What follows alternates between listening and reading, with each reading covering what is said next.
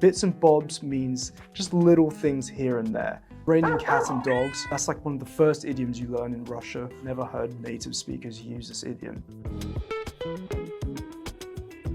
Hey guys, my name's Ben. I'm with the Big Apple School, and today I'm going to explain this one idiom, being bits and bobs. We use the word bits and bobs, usually, I think it's more British English, it's not so American, but maybe you might hear some Americans saying this. Bits and bobs means just little things here and there. So you could say something like, I went to the shop and I bought some bits and bobs. So it's kind of like, I think you would say in Russian something like mелочи, just like little things like that.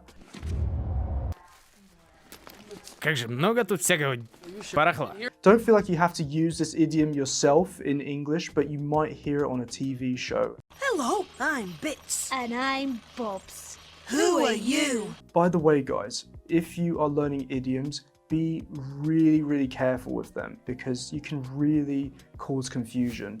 When you learn idioms, I would refrain from using them. So refrain means just don't really use them at all.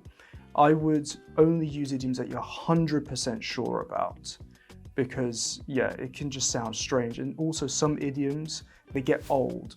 So people don't really use older idioms. For instance, it's raining cats and dogs. Do you know what? That's like one of the first idioms you learn in Russia, like when you learn English. Like I haven't used this idiom for ages. I've never heard, or maybe I have heard someone say it once, but I've never heard native speakers use this idiom. So be careful with idioms, but you can read about them.